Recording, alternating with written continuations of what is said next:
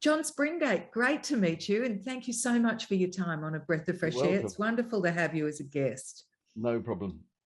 And you've got quite a big story to tell. What a career you're still enjoying. I know that you've got a new album out now, and I'd like to come to that in just a little bit. Can we step back in time and talk to me first up about how you got to join the Glitter Band in the first place? Oh, right. Let me get the brain cells working. I was at the time, before I joined, I was working with Clem Curtis, who used to be the lead singer of the Foundation. So it was Clem Curtis of the Foundations, you know. And my brother and I had just come back from working in Canada for a long spell, and we were in the same with this group. So we were backing him. And by then I'd gone on to lead vocals with the band. And all my job was working with Clem was, he would sing "Baby" and I would go da da da da da da da. Found you, you go da da da da. I thought, this isn't a career move, really, is it? You know. So I just decided to leave. I had nothing going on, nothing at all, and I just decided to leave. And in those days, we had the Melody Maker, you know, the prime paper for any musicians who are looking for work. Every week there was loaded up with lots and lots of different work. And there were about 5 different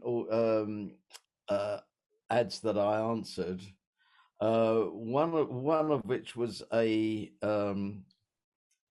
Beach Boys band called Violet Brown's Decision. It was a local band to me where I lived in Southeast London, and I went for the test. And they were humming and ahhing. They just weren't making up their mind at all. Then this other ad came up which said, you know, chart band seeks bass player and vocalist. I thought, right, okay, let's have a little ring up. Now, when I rang them up, it turned out I was talking to the tour manager, who I knew from previous bands when we'd been on the road. You know, we used to do colleges and stuff like that. And he said, come up. He said, well, actually, it's, you know, it's for Gary Gutcher in the Glitter Band. And I said, right, okay. So he said, he's on TV tomorrow, to just have a quick look and then give me a call back to see if you want to come back up for the audition, which was in Sheffield, which is about 150 odd miles away. So I switched on, watched Top of the Pops, watched what was going on, and I said to my mum, "What about my image?" She said, "What image?" She said, "You haven't got an image," you know, because at that time, just prior to glam rock, it was very traditional for musicians to wear the granddad T-shirt and flared jeans, and that was it. There was, of course. That was the look. That was the look. And she said, "What image? You haven't got an image." I thought, okay, all right. So anyway, I went up. I went up to the up to Sheffield in my Austin A35 van. They're a collector's item now, I tell you. What colour was it? It was green. It was a green one. I've got a picture of it somewhere. And I got to the audition, and there were about 17 bass players sitting around. And what would happen was John Russell, who was the leader of the band, was there. He was there, and one of the drummers, and they were waiting for the rest of the band, who were based in London, to come up. But it was just, you know, they weren't getting there. So Steve, the tour manager, said, "Go on, you know, get up and play a bit." And I said, "Okay, all right." So you know, played a few things with the drummer, because everybody wanted to wait until the rest of the band arrived, but I wasn't bothered, you know. So I got the job. You know, he said, "Yeah, let's," you know, John, who was the leader of the band at the time, said, "Yeah, you got the job." So that's basically it. However, in hindsight, I did find out the person I was replacing was this 6-foot guy who was a bit overweight, and standing next Jerry, the guitarist, wasn't a good look. It just didn't look right at all. Where I was the same height as Jerry, and so it wasn't just the bass playing; it was all to do with my look. And how tall you were? I got the job. It was very strange when I first joined. Sorry. and how tall you were, or how short you were. How short you were. That's why you got the job. Yeah. So we were both roughly about 5'5", you know, so it did the job. So there we are. Amazing. So you said, and before I go on, we just had a chat to Alan Warner from the Foundations just a few weeks ago. We featured the Foundations on the show. Yeah. Oh my goodness. Yeah. So you said that John Russell was the leader of the band at the time, and you mentioned it was really strange when you joined them. In what way? Well, it was something totally different. I mean, you know, leaping into this new thing that was happening. It was glam rock. You know, it was the beginning of. I mean, I joined just after "Didn't I Love You Till I Saw You Rock and Roll" was released. You know, so I was right at the very beginning of it, and wearing the glitter in my hair and wearing these, you know, jumpsuits. It was just totally alien to me, and it took me a while because I'd been working. You know, I'd done the Clem Curtis gig, but also I was very much a soul singer, you know, and, you know, we're talking about English Brit pop, basically, you know, but rocked up, you know. So John, can I get you to hang on 1 second? Let me just change this Wi-Fi setting because I'm losing a few words. Let me just change it in case I lose. That's better. No, that's much better now. That's much more stable. So did you take much convincing to get into the gear?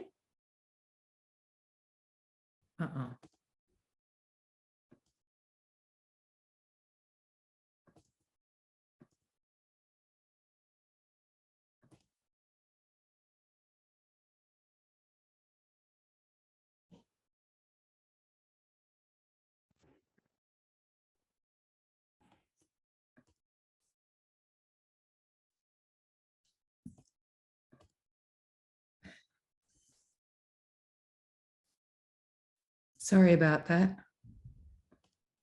There you go. Sorry. That's all right.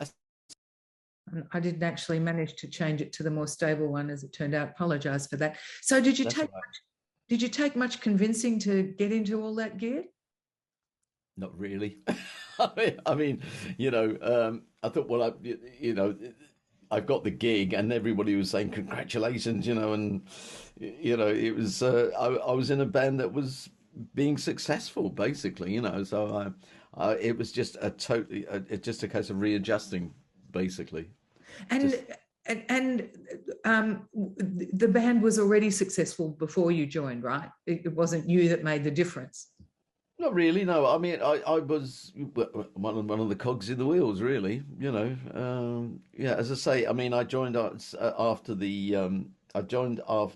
"Didn't I Love You Till I Saw You Rock and Roll," which was the second Gary hit, and yeah, I mean, they'd already had the success of Rock and Roll Parts 1 and 2, so I joined around about the third song. From the background from which from where you came, did you like the music they were making? I knew where it come from. I mean, a lot of it was rooted in being very much Elvis, but the core of the sound that Mike Leander got together was very much like there's a song that was out in the 60s, and I'm trying desperately to think which one it was now, and it just had this backbeat which was very, very sparse, and you know, just drum orientated and vocal and you know, vocally orientated. So it was just a unique sound as well. And are you saying that Glitter Band sort of took on shades of that? Yeah, most definitely. Yeah, I mean, as I say, Mike Leander invented it. He was the one who got it all together, and we adopted it as well. You know, it was very easy because we knew the recording process of how it worked with the drums, the special tuning of the guitar, which everybody was like, "How'd you get that sound?" You know, and it was a trade secret, which was fantastic. Can you share that now? Yeah, of course. Yeah, all the strings are tuned to A. All the strings. So you got 6 strings on the guitar, so everyone is tuned to A. Okay, so when when you hit it, it's just a big blang. It's a big sound. Right. And we would record with that guitar and the bass and the drums, and plus with the brass as well. It just created a very unique sound. It was a unique band, wasn't it? The sound was unique. Yeah. As members, you were unique too. It was well, it became an icon. Well, there was a flattering statement once, I think, in Melody Maker, or not certainly not the NME. They hated us, but that was a vile paper anyway. But one of the papers, Disc or something like that, um, they did a weekly review of the new releases, and the headline was "Everybody wants to be like them," and a picture of us. Ah. Which was that amazing. Okay, well, and there were plenty that came along that copied, weren't there? Yeah, but there were. I mean, but also in the running, there were also some great bands like Sweet and Mud. I must say with Sweet, they made some incredibly good records. And they were a good band. They were a good rock band. They really were. It's just so sad that there's only one left. Absolutely. It's there's not many of us left, unfortunately. Yeah, well, when John Russell was also gone now too, he left the band in about 74, didn't he? Yeah, that's right. He went on to do some solo work. And what happened with the band? How did things change then? Well, we carried on as normal, really. It was just a case of, there was very much a sort of a systematic thing of, writing songs as to be the next single, and the ones that didn't make it as a single, they were going onto an album. So that's what happened. Right. And you were responsible for a couple of the hits, I believe. Is my internet going again? Are you still with yes, me? You're frozen. Well, at least one, I think. Which one did you? Yeah, you've frozen. Oh, now I've frozen. Oh, hang on, you've come back again. Okay, we're back. You're back again. Okay, cool. So you were responsible for writing a couple of their hits, weren't you? I was indeed. Well, People Like You and People Like Me was the main one. We did have a couple of singles after that, which weren't very successful. But People Like You, it became incredibly successful in Germany, and even to this day, I still get some royalties from. There was I think in Denmark, I think a radio station was using it as an ident because they had this program about people talking to each other, and so People Like You and People Like Me, and so that was quite nice, Yeah. And what were you writing about, John? What that particular song? Yeah. Well, I think we were just making a statement about people getting on with each other, basically. That's all. It wasn't a big deal. And I don't think we could base it on anything that was going on at the time. I don't think there was any sort of, war going on or anything like that. I think we just wrote it as a, give peace a chance. It was one of those sort of things. Right. You also did Love in the Sun. Love in the Sun. Yeah, that was a very hard song to write. We did. There was one. No, actually, I was going to say People Like You. I mean, we did about 3 different versions of that song because we couldn't get it right. The feel of it, because we didn't know which way it was going to go. Because it could have had a big gospel feel to it. People like you, and people like me, and it was just over the top. And then I think we tried some other way. Then Jive Talking came out. The Bee Gees. The Bee Gees. Right. And we thought, oh, that's an idea, and we kind of based it around that a little bit, for the whole feel of it, And I did a sort of a Curtis Mayfield high voice on the track, which worked. But Love in the Sun was very lyrically very difficult to write. We had Jerry and I had a hard time. We had a deadline as well, and we were writing the lyrics in the studio as well. So I mean, sometimes the adrenaline factor does get going when you've got to go. I've got to get this finished. Got to get this finished. Yeah, And, yeah, yeah. It's and hard to you be at your eventually get creative, it. Took hard to be at your creative best when you've got deadlines like that to meet. sometimes, but sometimes it works, and sometimes it goes. You got to do it. You got to get it done. And yeah, we got there. We got there in the end, and yeah, very very much a sort of a Beach Boys flavour, Right. which was a nightmare to perform on stage. Yeah. But it worked out okay. Was there a lot of pressure on you to keep coming up with the hits and keep making albums in record time? Excuse the pun.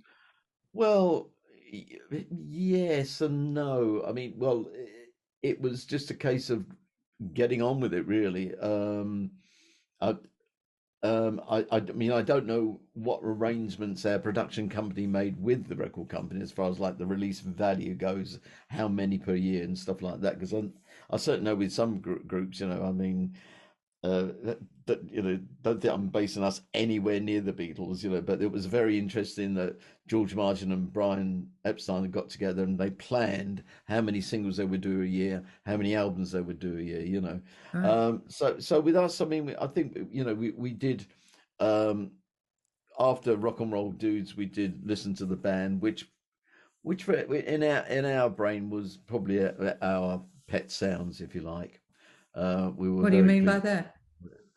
It was very much a good quality album. I'll give you an example. The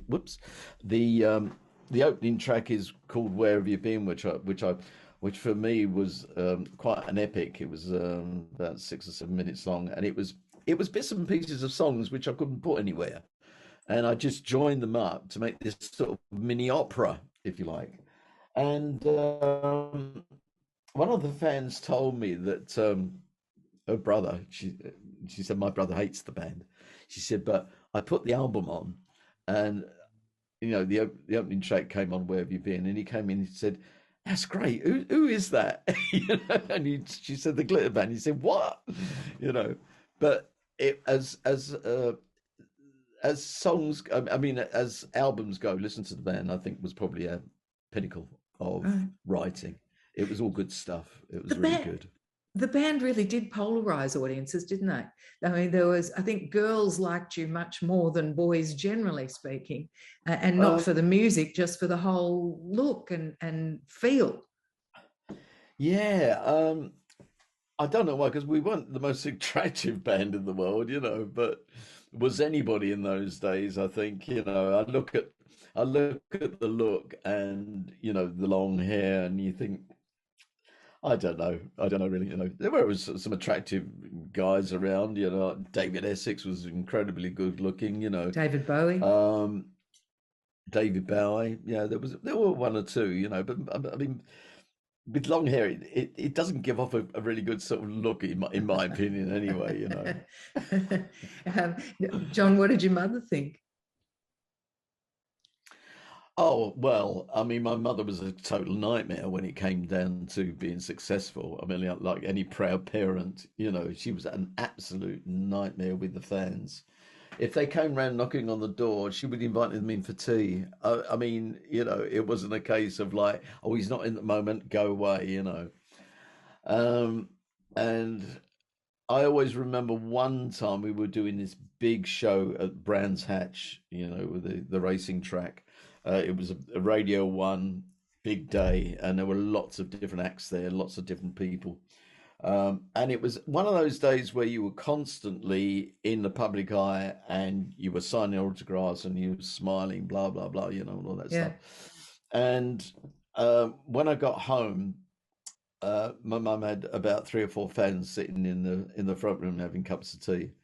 And I just wanted to collapse. I just wanted to sort of go, and then I had to keep the beaming smile and be nice to everybody. So, but she was, I mean, she used to do this thing sometimes.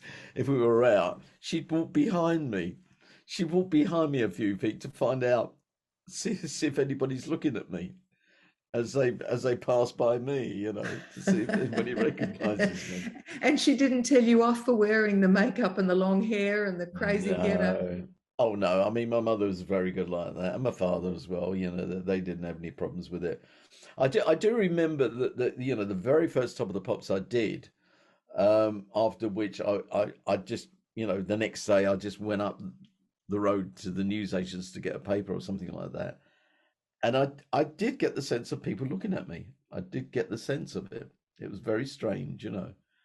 But you just get used to it. We used to, there was a rule well, for me anyway, that I didn't go out between 4 and 6 because that's when the schools came out.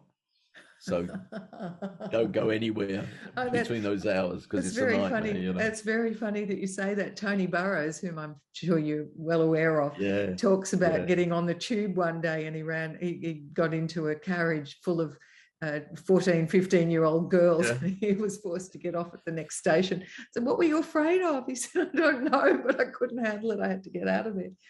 I guess that's the same thing you're saying too. And he was nobody even knew his face.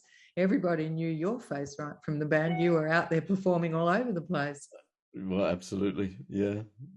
That's very funny. But it was a good time you had, and the band all got on well together.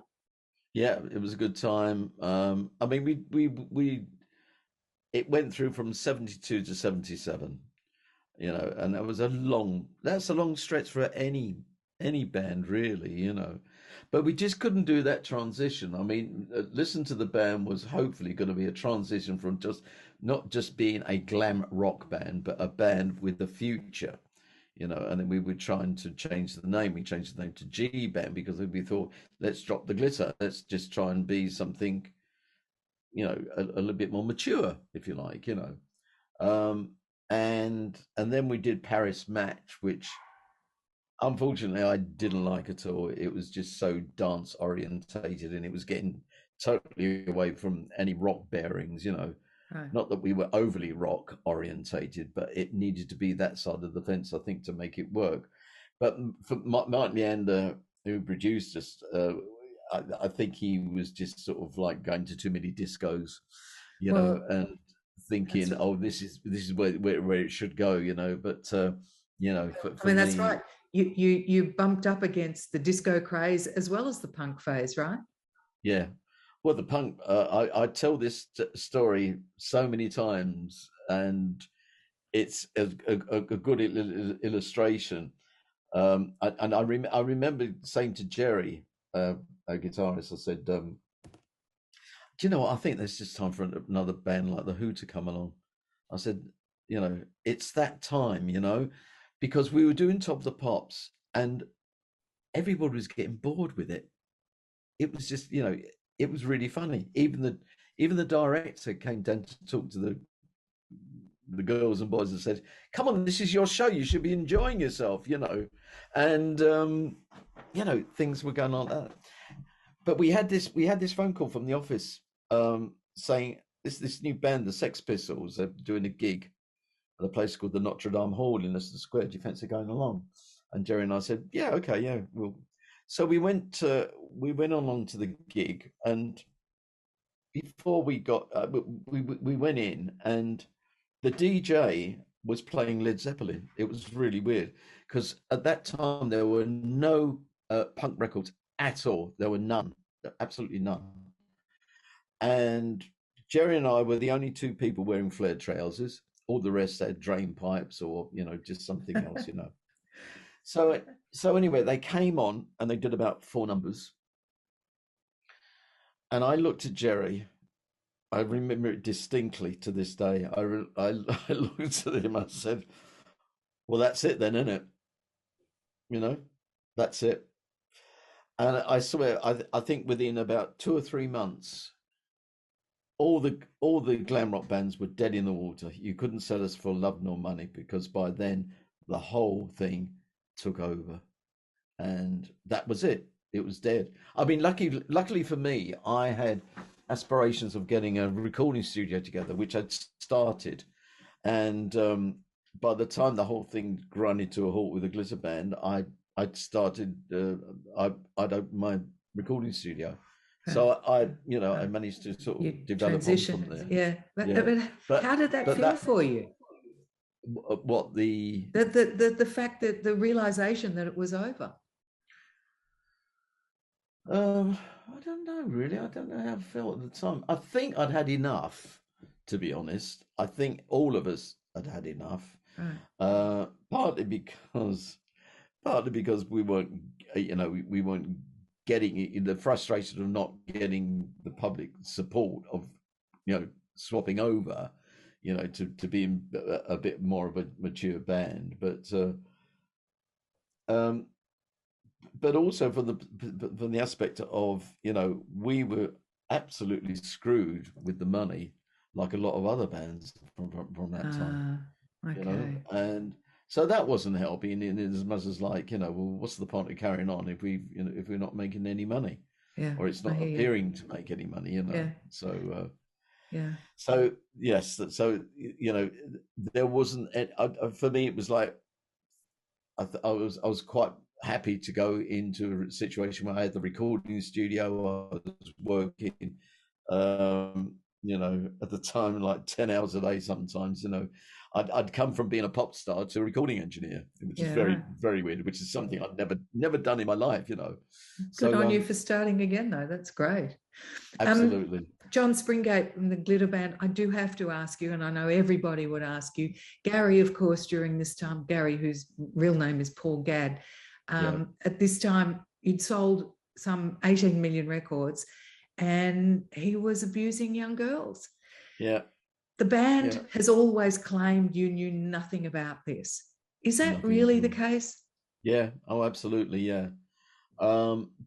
Whereas with Jimmy Savile, it was a different story. I mean, when we used to it was very odd because when we used to do Till the Pops at the television centre, he had a caravan parked up, and people would be sort of saying, now then, come into my little caravan, little girl, and stuff like that.